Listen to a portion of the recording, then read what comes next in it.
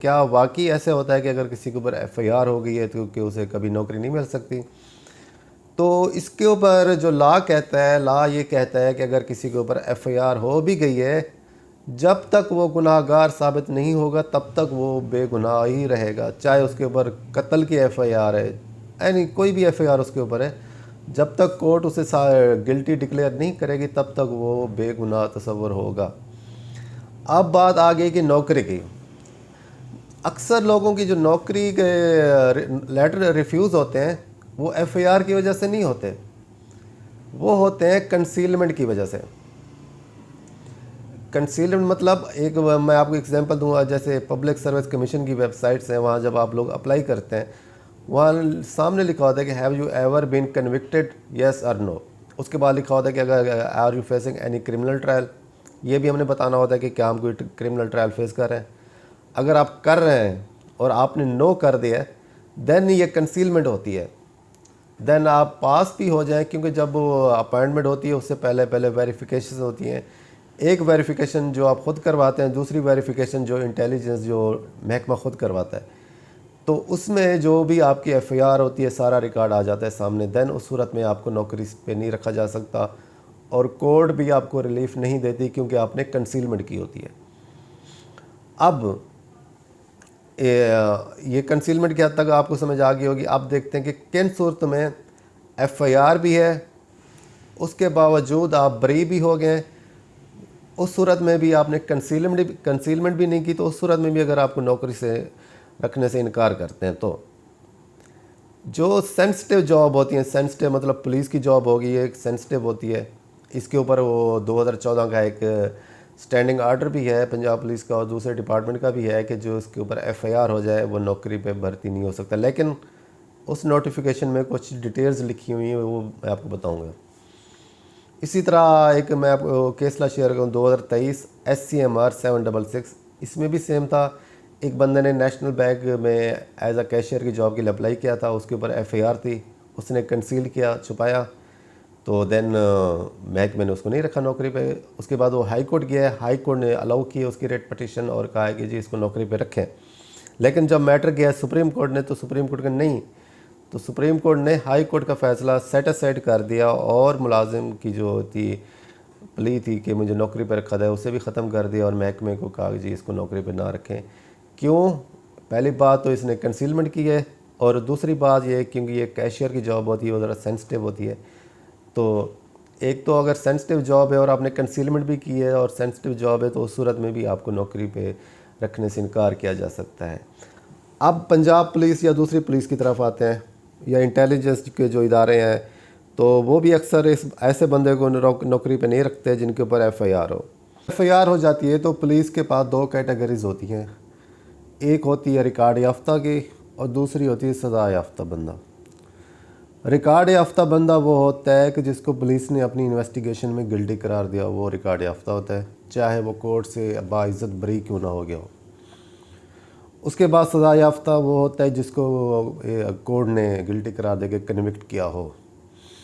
अब रिकॉर्ड याफ्ता और सज़ा याफ्ता अक्सर आपने देखा होगा कि कहीं पे जब नौकरी के लिए अप्लाई करते हैं उनकी शराइत में लिखा होता है कि बंदा ना रिकॉर्ड याफ्ता और ना सज़ा याफ्ता हो। अब ये तो नहीं कि हर बंदा जिसके ऊपर एफआईआर होगी वो रिकॉर्ड याफ्ता होता है, ऐसा नहीं होता। अगर किसी के ऊपर एफआईआर होगी है, पुलिस ने जो पर्चा डिस्चार्ज कर दिया तो उस सूरत में भी वो रिकॉर्ड याफ्ता कंसीडर्ड नहीं होता। अगर एफआईआर होगी, पुलिस ने इन्वेस्टिगेशन की है और इन्वेस्टिगेशन में वो भाई इनके बेगुनाह साबित हुए और पुलिस ने उसे कॉलम नंबर 2 में रखा है, उस सूरत में भी वो रिकॉर्ड याफ्ता नहीं होता। और तीसरी बात यह है कि जब कोर्ट में चलें, पुलिस ने भी अगर उसको गिल्टी करार दे दिया है, कोर्ट में जब इक्विटल होती है, अगर वो मल्टीपल ग्राउंड्स पे नहीं है, मल्टीपल ग्राउंड्स मतलब कंप्रोमाइज़ पे नहीं है, इनकी जो मुद्दई है उसके साथ राजीनामा हुआ है और उस बेस पे अगर कोर्ट ने इक्विट किया है तो वो भी मल्टीपल ग्राउंड है। अगर किसी कोई शक का फ़ायदा दे के कोर्ट ने उसे बरी किया है तो वो भी मल्टीपल ग्राउंड्स में आता है। लेकिन अगर वो टोटल शोहद रिकॉर्ड होने के बाद, पूरी इनके जो होता है ट्रायल होने के बाद, कोर्ट जब बंदे को बरी करती है without any shadow of doubt, मुकम्मल तौर पर बरी करती है, ये तो एफआईआर मुकम्मल इसके ऊपर गलत है, एलिगेशन सारे गलत है, उसको करके इक्विट करती है, तो वो बंदा भी ना ही रिकॉर्ड याफ्ता होता है, ना ही सज़ा याफ्ता शुमार होता है। ये 3 चीज़ें हैं।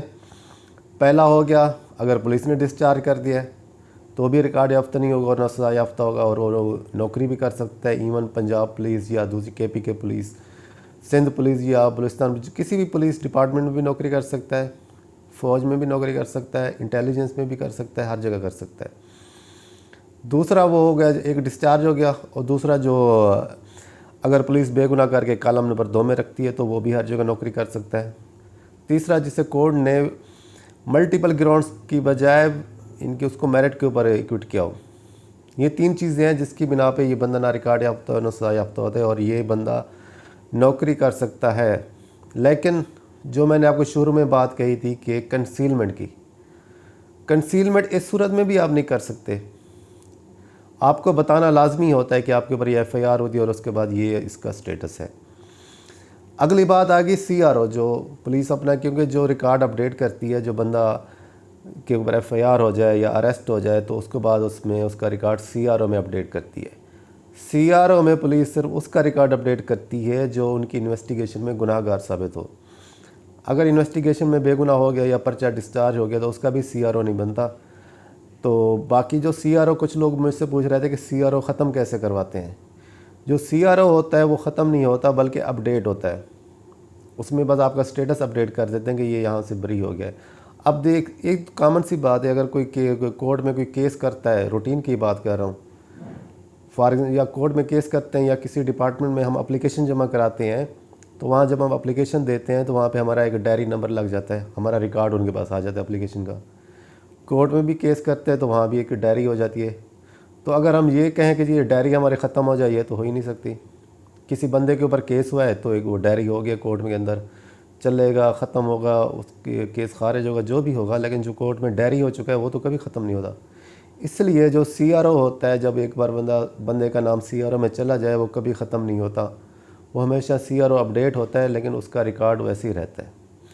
तो इसलिए जब भी FIR कोशिश करेंगे कि जो पुलिस की इन्वेस्टिगेशन में शामिल होकर ख़ुद को बेगुनाह साबित करवा के कॉलम नंबर 2 में डलवाएँ, कॉलम नंबर 2 में डलवाएँ, या पर्चा का डिस्चार्ज हो गया तो वो भी, उसमें भी आपका रिकॉर्ड नहीं आएगा, या फिर अगर कोर्ट में मैटर चला गया है तो कंप्रोमाइज़ की बजाय, जो दूसरी पार्टी मुद्दई है उसे कंप्रोमाइज़ करने की बजाय अपना जो इक्विटल है वो मेरिट के ऊपर करवाएं, ताकि बाद में कभी आपकी जॉब का इशू ना बने।